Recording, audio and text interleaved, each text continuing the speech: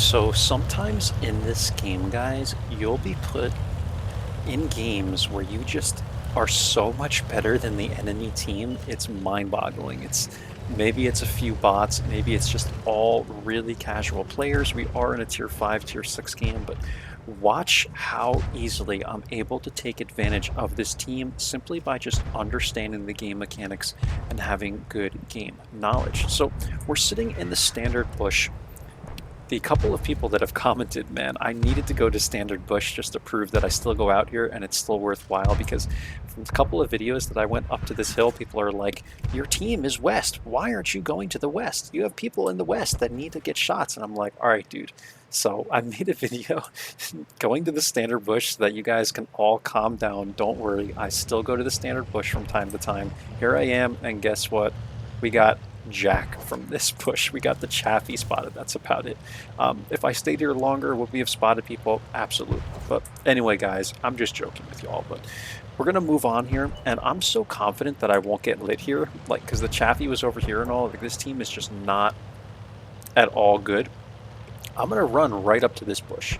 Like, I have no problem taking this bush now, so I'm gonna go right here. We'll just put this on 2 times because this video, I feel like, it's not going to be that informative. I'm just taking standard bushes, and you guys will see what we spot even in 2 times. We're spotting these guys, and at this point, I'm still too comfortable here. I'm like, all right, gonna move on one more time. Let's move on. I'm not even getting lit coming to this area of the map. Bishop's like 200 meters away. I know he won't spot me. And now I'm going to get into this bush line, and we're going to spot the M10 over here. We're going to keep the I thought we were keeping that type lit, but we have both RD lit here, the M4 lit even, and yeah, like the M10 is almost perma-lit by me. You'll see he'll get lit up again.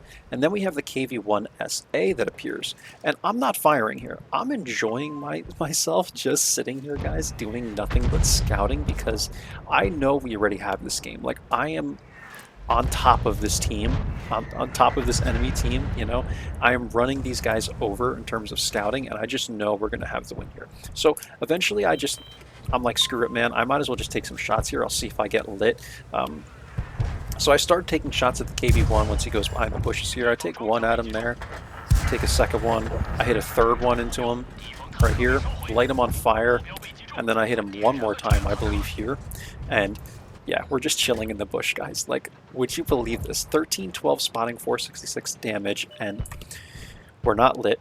We've been unspotted the whole game, if, you know, my memory serves me correct, right? Like, we haven't even been lit yet once, and we're just steamrolling this team, right? Like, my team is not necessarily that much better than theirs, but, like, it's just, when you play some of these low-tier games, you'll find sometimes that people just aren't that good at this tier, and it's understandable, but I'm literally spamming the map.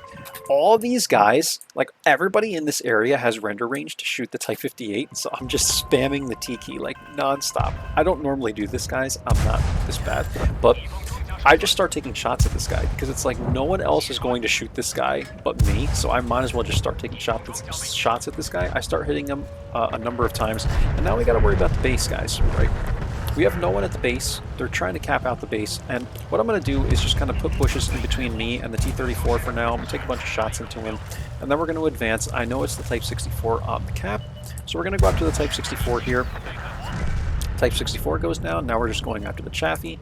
Bang, bang, Chaffee's dead, and that's the game, guys. Like, the wildest, quickest game you'll ever see, I swear, man. Like, how crazy was this? I'm not even going to show you guys the end plates. I have them, but I don't think it's worth showing you the end plates. I just want to really emphasize to you guys in this replay how easy it is in some games for you to get really, really good games, and in other games you might find that the enemy team is very, very good, because the way the balancing works in this game is it's not great. So don't get discouraged, guys. You might find that you're playing very, very well, and then all of a sudden you get some really, really good teams or good enemy teams, and you're not doing so well. So just always keep that in mind, that you never know how good the enemy team is going to be. This is why I usually use XVM, because I want to see how good certain players are. You know, you could call this whatever you want, but I like to see, like, if I'm going against an orange player compared to a green player, I can assume that maybe the orange player doesn't have the best crew. The green player is probably a lot more competitive, has really good crew, and it's helpful to know that before facing someone. And if you see a purple player, well, you know, then you know that they're, you know, the maximum competitiveness level they are at, the maximum competitiveness level, and you have to be careful, right? But just because they're a purple player doesn't mean they have hacks or something like that, you know.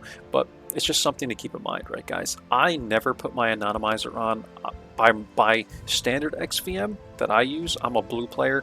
I don't really mind if people target me. It is what it is. But I want you guys to be able to see me in game from time to time and go, "Hey, Whirls, you know what's going on?" I watch your videos, and I love when I see that because it's nice. It's nice to see you guys in game, and I love to say hello. So that's this one, guys, on Malinovka. I hope it's informative, but again, this is kind of just showing you how, you know, quickly you can basically run the entire map if you understand what's going on and you understand the game mechanics in these games where maybe a lot of the enemy players are not that great. Hope you enjoy, guys. I'll catch you for the next one. Take care now. Bye-bye.